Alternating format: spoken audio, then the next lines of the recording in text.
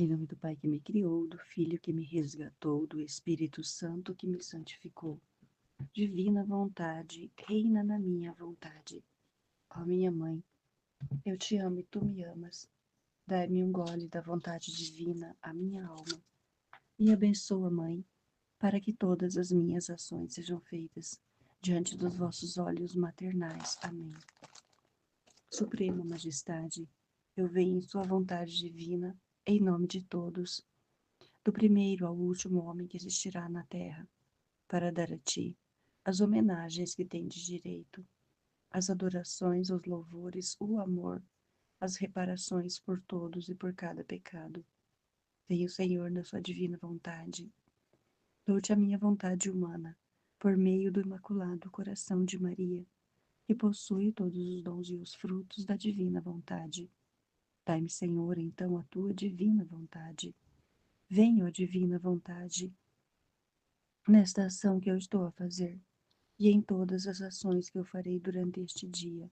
Amém. Fiat. Vinde, Espírito Santo, vinde por meio da poderosa intercessão do Imaculado Coração de Maria, vossa amadíssima esposa e nossa mãe. Amém. Continuando a leitura e meditação do Livro do Céu, volume 1, capítulo 51. 31 de julho de 1899. Quantas coisas entende Luísa de Jesus ao vê-lo, mas entende diretamente, em inteligência. Então ela não pode dizer nada sobre isto.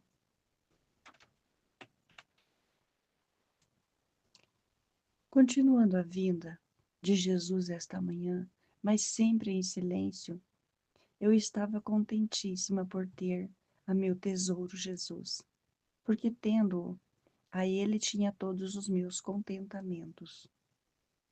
É muito interessante, porque quando a gente conhece a divina vontade, a gente percebe que tendo Jesus e fazendo a vontade dele, nós temos todos os nossos contentamentos. Então, este livro, ele é como uma segunda Bíblia para nós.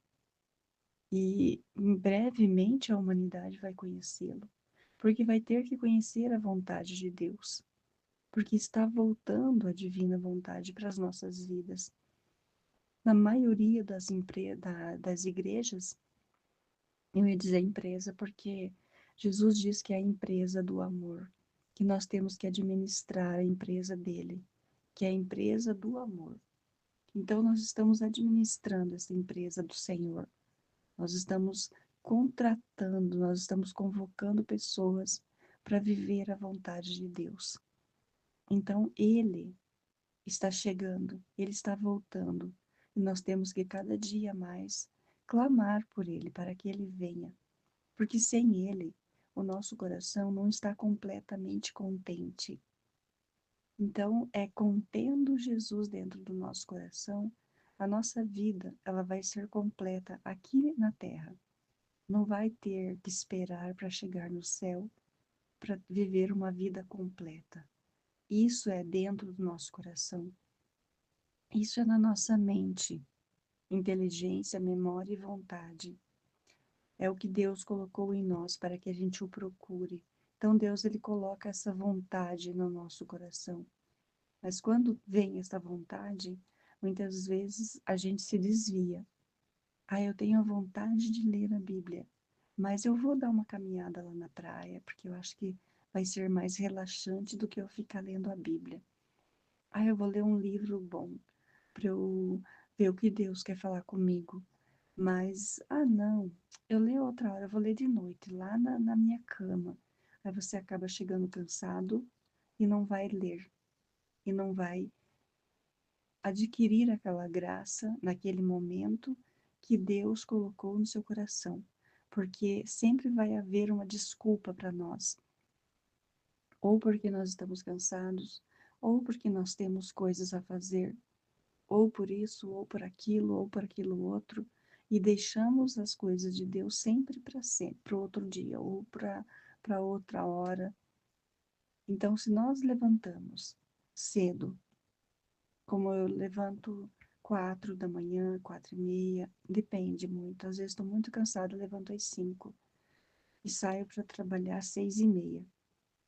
Então, se eu levanto cedo para fazer outras coisas para ir trabalhar, por que eu não levanto cedo, meia hora, 1 hora antes, para ler um livro, para ler a Bíblia, para orar, para rezar, para conversar com Deus, para estar com Ele intimamente, para que a minha mente, para que a minha alma esteja contente. Por mais que venham as adversidades da nossa vida, mas a nossa alma, ela está contente. Ela está feliz porque ela sabe o caminho que ela está traçando, ela sabe exatamente o ponto final que ela quer chegar. Se o nosso ponto final é saber que pós-morte nós vamos nos encontrar com Jesus, isso já está perfeito na nossa vida. Nós temos que ter isso em mente. Deus, o amor dele por nós. Deus me ama. Deus vai me acolher. Temos que ter isso em mente. Só, basta. Nada estrondoso, nada para contar para todo mundo. Não precisa contar nada para ninguém da sua intimidade com Deus, a não ser que Jesus peça para você contar. Mas é muito difícil ele pedir para a gente contar, a não ser que seja nos grupos de estudos. Aí sim, aí você pode contar da sua intimidade com Deus. Fora isso, não precisa. Não precisa contar para ninguém a vida que você está levando com Deus. A sua intimidade é entre você, já diz intimidade, porque é entre você e Deus, não é entre você e todo mundo. Nossa, eu senti isso, quero contar para aquela pessoa, eu quero falar para ela, porque eu achei muito legal, mas é íntimo teu de Deus. Se é íntimo e você conta, já não passa a ser mais íntimo. Então a gente tem que ter esse discernimento do que Deus falar para nós e nós sabermos que nós temos que nos manter íntimos apenas de Deus. Então, ao vê-lo, compreendia muitas coisas de sua beleza, de sua bondade e de tudo mais.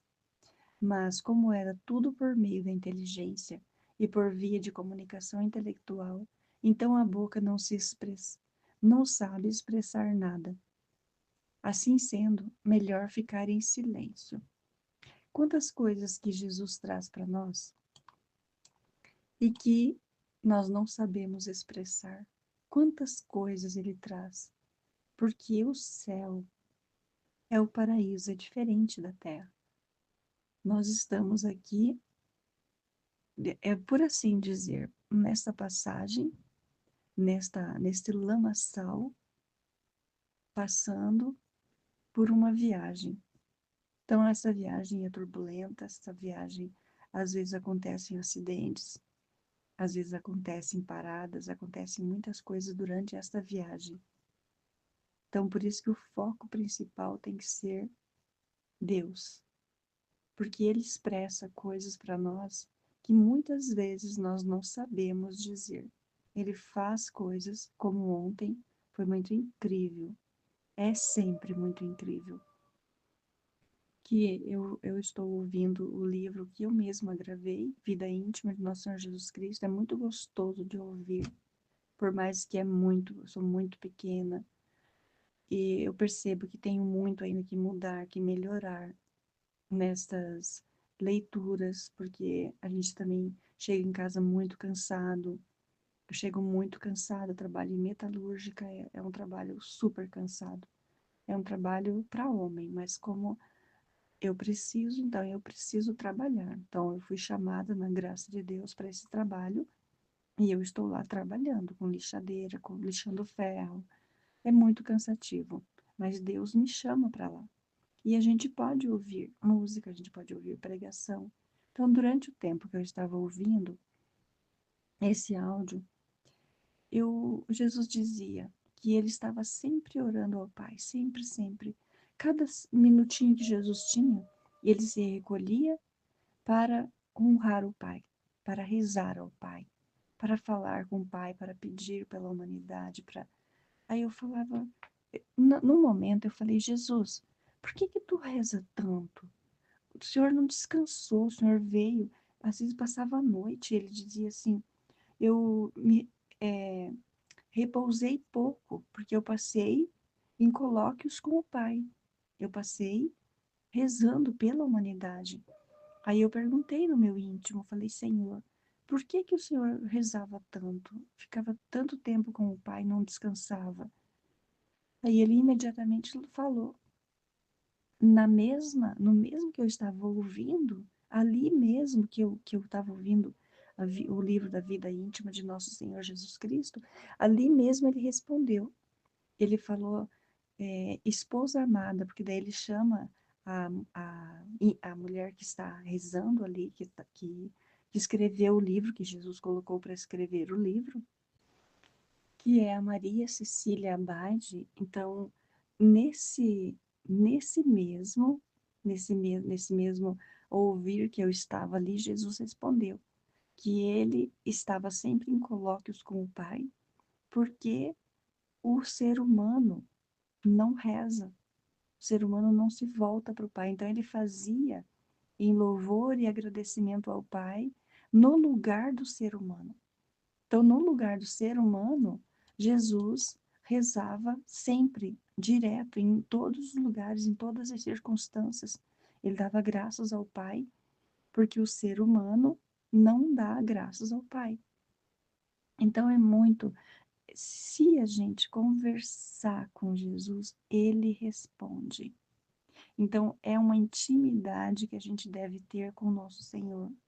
E isso é muito interessante, porque quanto mais a gente conversa com ele, mais ele se aproxima, ou melhor, ele já está no nosso coração. Nós é que precisamos despertar para ele.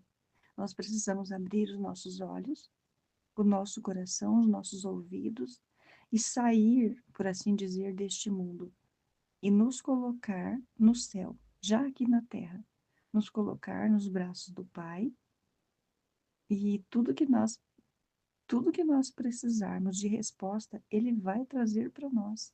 É muito incrível isso, o que Jesus vem mostrando para nós através dos escritos da Luísa Picarreta, através deste livro do céu que nós estamos lendo e meditando. É viver o céu aqui na terra. É muito gostoso isso, o que Deus vem mostrar para nós nestes tempos. Em 2026, que nós estamos no início, hoje é dia 7 de janeiro de 2026. Então Jesus ele vem trazendo para nós o conhecimento de como nós vamos viver no céu. E isso é muito interessante, isso é muito gostoso de saber para onde nós vamos. Jesus vem nos mostrar aonde nós vamos ficar dentro do coração dele. E é o desejo maior do meu coração.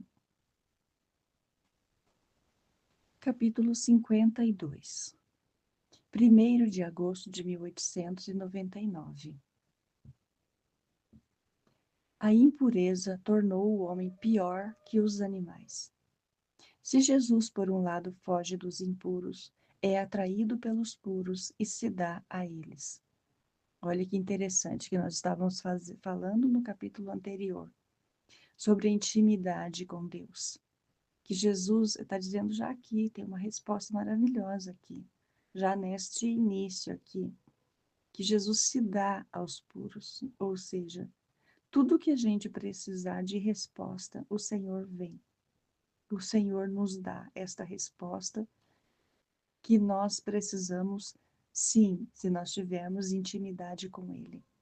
Se nós tivermos íntimos conversando com Ele, o tempo todo conversando com Ele. Não tendo respeito humano. Nós temos que ter respeito por Deus. Ele é o nosso Senhor, Ele é o nosso Salvador. É para Ele que nós vamos. Nesta manhã, meu suavíssimo Jesus, transportando-me para fora de mim mesma, fazia-me ver a corrupção na qual caiu o gênero humano. Dava horror em pensar. Enquanto me encontrava no meio destas pessoas, Jesus dizia quase chorando: Ó homem, como foi desfigurado, deformado, aviltado! Fi-lo para ser o meu templo vivo. E você, por outro lado, te tornou morada do demônio. Olha o que Jesus está dizendo para nós aqui. Vê se isso, meu irmão, minha irmã, vê se isso não é uma segunda Bíblia. Vê se nós não temos que estudar isso a fundo e perceber o que Jesus está nos dizendo. O homem, depois do pecado, ele foi deformado, ele foi desfigurado, ele foi aviltado. Deus nos fez para sermos templo vivo, ou seja, ele viver dentro do nosso coração. Mas como o homem pecou, como é que um Deus puro vai viver dentro de um coração impuro? Imagine se hoje o homem é maravilhoso, se a gente for ver a obra, as obras que os homens fazem. No geral, a gente diz homem para homem e mulher. Quanta coisa que o homem inventou, quanta coisa maravilhosa que o homem inventou. E a gente para e se pergunta: isso é obra de quem? Do homem? Não, é obra de Deus. Então, se o homem fez tudo isso, imagine Deus vivendo inteiramente dentro do ser humano. Que maravilha! Que bênção isso! Mas o homem se tornou morada do demônio. Por quê? Porque ele prefere as coisas do mundo. Então, o homem tem uma passagem aqui na Terra. É uma viagem que o homem está fazendo. Mas ele prefere viver com maldade, maldosamente, do que estar com Deus, do que ser morada do Deus vivo. Ele prefere a malícia, ele prefere a sem vergonhice, ele prefere ficar desfigurado, deformado, uma pessoa vil, uma pessoa maldosa, do que ter Deus, do que viver, do que se preparar. Aqui nada mais é do que uma preparação para o reino de Deus. Então nós estamos fazendo o quê? Lendo e meditando este livro, falando o que Deus vem falar ao nosso coração. Nós estamos nos preparando para a próxima morada definitiva, que é ou o céu ou o inferno. Não existe meio termo. Não existe em cima do muro. Quem está em cima do muro já está do lado do inimigo. Se não se decidiu imediatamente por Deus, é porque não quer, é porque ainda tem dúvidas. E se tem dúvidas, não quer ir para o céu, porque talvez ache que o inferno é melhor. Mas nós preferimos o céu. Na graça de Deus, nós queremos estar junto com Jesus, viver a intimidade com Deus, conhecê-lo e amá-lo. Nós somos capazes de Deus. Então, até as plantas, estando cobertas de folhas, de flores e de frutos, lhe ensinam a honestidade. Olha isso. As plantas cobertas de flores e de frutos lhe ensinam a honestidade. Imagina este carnaval de 2026, eu não quero nem ver, porque já era uma perdição antes. Imagine agora, as pessoas andam nuas pelas ruas e acham aquilo a coisa mais linda do mundo. E aparece na TV, em revistas e tudo mais. Então as plantas, elas vêm nos ensinar como ser honestos, porque elas estão vestidas. E o homem se despe vilmente, sem a menor vergonha, sem o menor pudor. O pudor que deve ter do teu corpo, e você tendo perdido todo o pudor, e também a vergonha natural que deveria ter, tornou pior que os animais. Olha que vergonha para o ser humano. O ser humano se tornou pior que os animais. E os animais não pensam, eles não falam, mas eles são melhores do que nós. Eles se tornaram melhores do que nós. Olha a baixeza que nós chegamos. Tanto que não tenho mais ninguém para comparar com você. Imagine que na Terra não existe ninguém a qual Deus possa dizer: mas você é tão vil que eu vou te comparar. Não tem como, porque uma formiga ela é perfeita. O tatu ele é perfeito. O rinoceronte ele é perfeito. Ele está lá no seu habitat natural. Ah, um tamanduá. Ele é perfeito. Ele está lá no seu habitat do jeito que Deus quis. Ele está lá fazendo a divina vontade, do jeito que Deus desejou. Então Jesus diz que ele não tem ninguém na terra a qual ele possa fazer uma comparação com o homem, por causa da maldade que o homem adquiriu, indo, aprendendo com o demônio. E isso é muito horrível. As pessoas riem, muitas vezes, fazem piadas, fazem brincadeiras com o inferno, com o demônio que não existe. Isso é muito sério. Não é brincadeira isso que Jesus está nos contando aqui neste livro.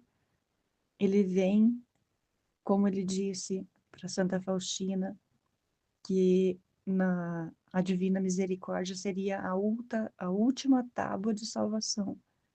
Então, depois da misericórdia, agora vem a justiça de Deus. Ele nos quer, ele nos chama. É um chamado a viver na divina vontade. Nós temos que atendê-lo. Nós somos criaturas de Deus. Deus nos criou à sua imagem e semelhança. Nós somos depois dele. Nós não viemos antes de Deus. Deus é o nosso Criador, é o nosso Senhor. E nós temos que amá-lo e obedecê-lo. É muito simples o que Deus pede para nós: amor. Ele só quer o nosso amor, não quer mais nada. Um dia tinha sido a minha imagem. Olha o que Jesus nos diz, que um dia nós somos a imagem dele, mas agora já não lhe reconheço mais. Antes me dás tanto horror por suas impurezas, que ao lhe ver me causa náuseas, e você mesmo me obriga a afastar-me.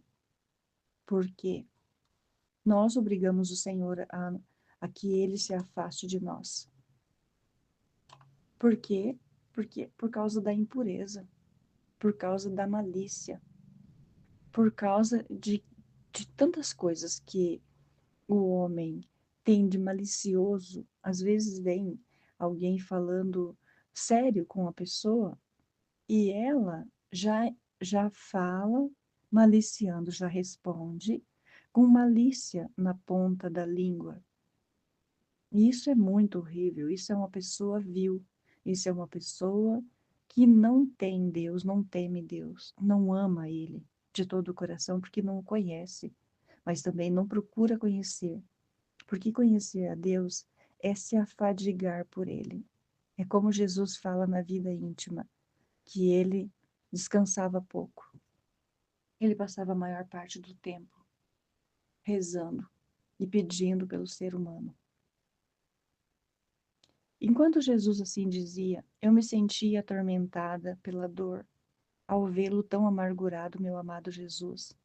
Por isso lhe disse: Senhor, tens razão de que não encontras mais nada de bom no homem, e que chegou a tal cegueira que não sabe mais respeitar as leis da natureza. Então, se quiseres olhar para o homem, não farás nada além de enviar castigos.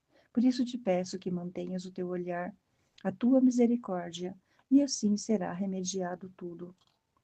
Exatamente, porque se Deus for olhar para nós, na nossa impureza, no nosso nada, porque nós somos nada, nós temos que que entender que nós somos nada, é isso que nós temos que fazer. E acreditar na misericórdia de Deus. Ele trouxe a misericórdia dele, mas ele ainda é misericordioso.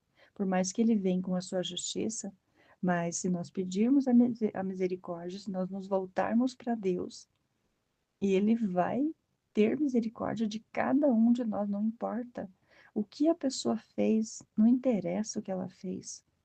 O filho voltando ao pai, o pai abraça ele e beija e diz: Vem aqui, meu filho, eu te perdoo. Se a gente pedir perdão de todo o coração, Deus perdoa. Deus não é rancoroso, ele não guarda, ele não é igual ao homem que guarda rancor, que está sempre com o pé atrás, mas ele vai me trair de novo, mas ele vai isso, mas ele vai aquilo. Então Deus, ele não guarda rancor. Enquanto assim dizia, Jesus me disse: Filha, dá-me tu um alívio às minhas dores. É isso que Jesus pede para nós, filhos da divina vontade. Dá-me um alívio, tu, às minhas dores, porque o mundo, ele não vai dar alívio às dores de Jesus. Ao dizer isto, tirou-se a coroa de espinhos, que parecia cravada em sua adorável cabeça, e a cravou na minha. Eu sentia uma dor fortíssima, mas estava contente de que Jesus se revigorasse. Então nós sentimos este amor por Jesus. Não há importância se há sofrimento, se não há sofrimento. O importante é saber que Jesus está sendo amado, está sendo revigorado. E isso é o que importa para quem ama verdadeiramente a Deus. Depois disto, me disse: Filha, eu amo muito as almas puras, e assim como das impuras sou obrigada a fugir. Das puras, em troca, como por um imã, sou atraído a fazer morada nelas. Olha que interessante isso que Jesus vem nos dizer. Por quê? Porque antes eu não tinha intimidade com Deus. E quando eu não tinha, mesmo assim, e ele me atraía, mesmo assim ele me atraía. Porque desde criança eu, eu sentia uma atração muito grande, Deus me chamando. Então ele não foge da pessoa. Ela é impura, ela tem o pecado original, mas ela não está procurando a impureza. Então Deus, ele habita ali, ele vai trabalhando naquela alma até chegar um momento que essa alma, ela está atraída por ele. Ela já, como hoje, eu diria assim que hoje eu sou totalmente atraída por Deus. Tudo que eu vou fazer, eu penso em Deus. Tudo, tudo. Acordo, primeira coisa é rezar. Primeira coisa, em nome do Pai, do Filho e do Espírito Santo, chamo a divina vontade para reinar no meu coração. E dali em diante, até a hora de dormir, eu estou rezando. Eu estou deixando Jesus dentro do meu coração descansar. Então, Jesus, ele me atraiu. Ele sabia que eu era dele. Então, o meu coração já era dele desde o meu nascimento, desde a minha da concepção. Eu já era de Jesus. E isso eu poderia ter me desviado, poderia ter dito não, porque Deus me deu a vontade para eu dizer sim ou não. Mas eu preferi dizer sim para o nosso Senhor. Assim como a todo mundo, Jesus espera o seu sim. As almas puras, de bom grado, lhes empresto minha boca para fazê-las falar com a minha própria língua. Assim não se esforçam para converter almas. Em ditas almas eu me deleito não só de continuar nelas minha paixão, e assim continuar a redenção, mas além disso, me comprazo sumamente de glorificar nelas as minhas próprias virtudes. Então é Deus vivendo e falando em nós. Nós estamos continuando a vida de Jesus. Ele veio para redimir o mundo. O que nós estamos fazendo lendo e meditando este livro? Se não é Jesus dentro do nosso coração, na nossa boca falando, chamando as almas à conversão. É isso que Deus está fazendo, através de cada filho da divina vontade, chamando mais pessoas para Deus, convocando pessoas para Deus, convocando cada um para viver. Jesus fez a parte dele e nós vamos continuar sendo, por assim dizer, outros Jesuses, dando continuidade, sendo filhos perfeitos ao Pai, chamando os nossos irmãos que ainda estão pensando no mundo, dizendo para eles que há um paraíso para nós e que nós temos que vencer aqui nessa batalha para chegar ao paraíso junto com Deus. Amém? Fiat. Jesus, eu confio em vós.